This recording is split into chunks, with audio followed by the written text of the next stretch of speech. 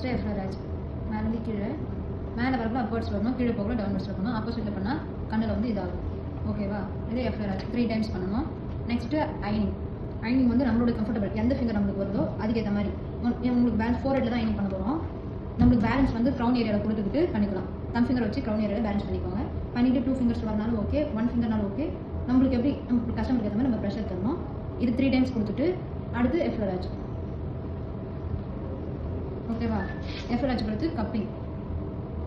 One சைடாக இப்படிங்க 2 side பண்ணுற மாதிரி பண்ணிக்கலாம். அவங்களுக்கு வந்து கரெக்டாக பிடிச்சா உங்களுக்கு ஃபீல் தெரியுதா 2 சைடு பண்ணிக்கலாம். நான் ஒரு சைடாக பண்ணிக்கலாம் கப்பிங். நெக்ஸ்ட்டு எஃப்லராஜ்.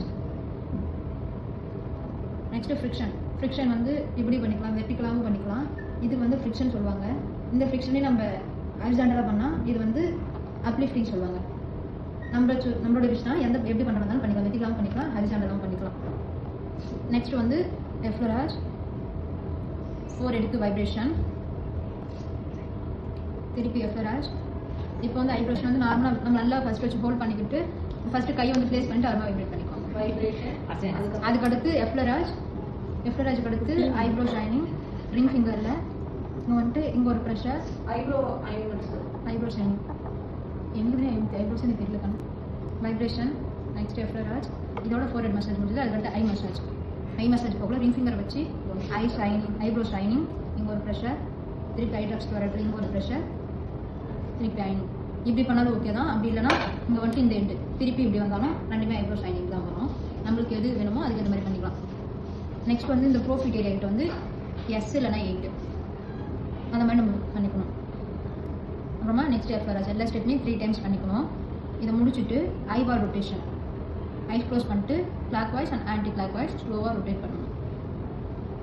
எஃப்லராஜ் முடிச்சுட்டு ஐஸுக்கிட்ட கை ஹோல்ட் பண்ணி ரொம்ப நம்ம அழுத்தினா கண்ணு வலிக்கும். சாஃப்டாக அதுக்கு எதுவுமே அழுத்தி ஒரு வைப்ரேஷன். டோட்டலாக எஃப்லராஜ் பண்ணால் 4 ஹெட் ஐ மசாஜ் முடிஞ்சுது. கீழே வரக்குள்ள கை எடுக்காமல் ஃபிங்கர் வாக்கிங்லேயே வந்துட்டு கீழே பீரியட் வந்துக்கலாம். அது முடிச்சுக்கோங்க. Top of head massage.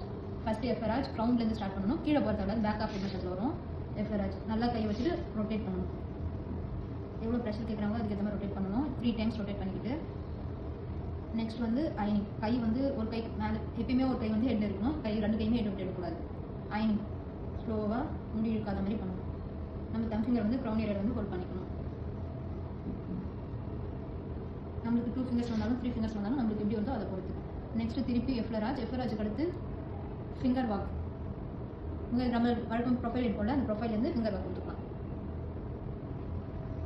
Finger walk கொடுத்துட்டு அதே மாதிரி எஃப்லராஜ். எஃப்லராஜுக்கு அடுத்து ஃப்ரிக்ஷன். ஃப்ரிக்ஷன் வந்து ஸ்ட்ரைட்டாக வச்சுட்டு புல் பண்ணுற மாதிரி.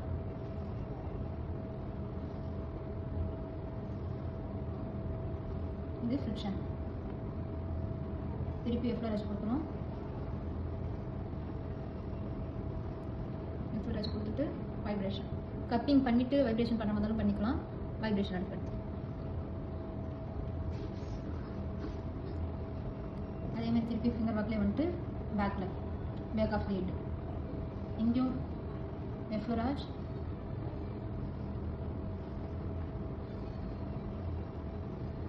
எஃப்லராஜ் முடிச்சுட்டு தம் வாக்.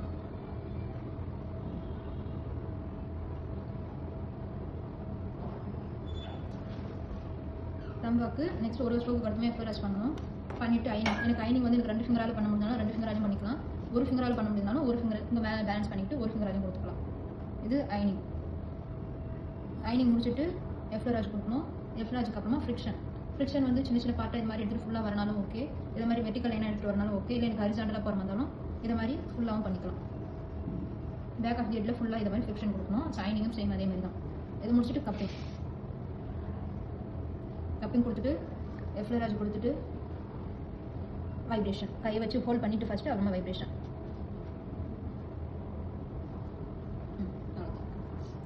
இது பேர்